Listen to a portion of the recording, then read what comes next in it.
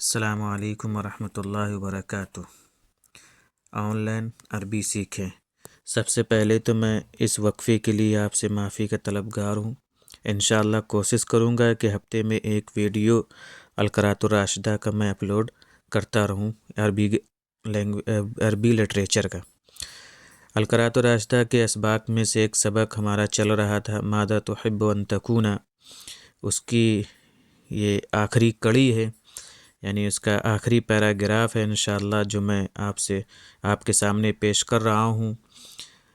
امید ہے کہ آپ لوگ جو ہے اس کو دیکھیں گے اور حاصل کرنے کی کوشش کریں گے۔ تو ہم شروع کرتے ہیں القراءۃ الراشدہ کا سبق ماذا تحب ان تکون کا آخری پیراگراف۔ قال المعلم، استاذ نے کہا، المال نعمت من اللہ، کہ مال اللہ کی نعمت میں سے ہے، یعنی مال جو ہے نعمت ہے اللہ کی طرف سے۔ اس طریقے سے بھی کر سکتے ہیں ترجمہ، یجب علیہ الشکر، ہاں کی ضمیر جو ہے نعمت کی طرف لوٹ رہی ہے، شکر کرنا اس پر واجب ہے۔ وسعید جدا، بہت خوش قسمت ہے، سعید جدا بہت خوش قسمت ہے، من آتاہ اللہ مالا، جس کو یعنی بہت ہی خوش قسمت ہے وہ شخص جس کو اللہ نے مال عطا کیا ہو۔ فہو ینفق لکھا ہے، یہ غلط ہے، یہاں پہ ینفق ہونا ہے۔ فہو ینفق منہ سرا و جہرا، اور وہ اس سے یعنی منہ میں جو ضمیر ہے وہ مال کی طرف لوٹ رہی ہے، اور وہ اس سے خرچ کرتا ہے سرًا خفیہ طور پر، و جہرًا اور اعلانیہ۔ وَيَبْتَغِي بِهِ مرضات اللہ، یہاں مرضات اللہ لکھا ہے، یہاں مرضات اللہ ہی ہونا چاہیے، یعنی مرضاتا میں جو ہے زبر ہے کیونکہ یہ ابتغاء کا مفعول ہے، اور وہ اللہ کی خوشنودی چاہتا ہے اس سے۔ وَيَخْدِمُ بِهِ الْإِسْلَامَ، اور وہ اس کے ذریعے اسلام کی خدمت کرتا ہے، یعنی بہی کی جو ضمیر ہے وہ مال ہی کی طرف لوٹ رہی ہے، اور یخدمو میں جو فاعل موجود ہے وہ جس کو مال دیا گیا وہ شخص مراد ہے۔ وقد جاء فی الحدیث الشریف، اور اس کی جو ہے دلیل دے رہے ہیں کہ حدیث شریف میں آیا ہے لا حسد الا فی اثنتین، حسد اور رشک میں فرق ہے۔ حسد کہتے ہیں کہ آدمی یہ سوچے کہ اللہ نے دوسرے کو جو نعمت دی ہے اس سے وہ نعمتیں ختم ہو کر مجھے مل جائیں۔ رشک اللہ نے دوسرے کو جو نعمتیں دی ہیں وہ اس کے پاس بھی رہیں اور مجھے بھی مل جائیں۔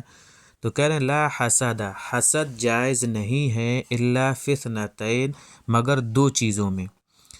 رجل، ایک وہ آدمی، آتاہ اللہ مالا، جس کو اللہ نے مال عطا کیا ہو، فسلطہ، سلطہ کا معنی خرچ کرنا، لگا دینا، یعنی مسلط کر دینا، تو وہ اس کو ہو کی ضمیر مال کی طرف جاری، تو وہ اس کو خرچ کرے علی ہلاکتہ، اس کے خرچ کرنے کی جگہ پر، یعنی اس کے خرچ کرنے پر اس کو خرچ کرے فی الحق، حق میں، یعنی حق کے راستے میں۔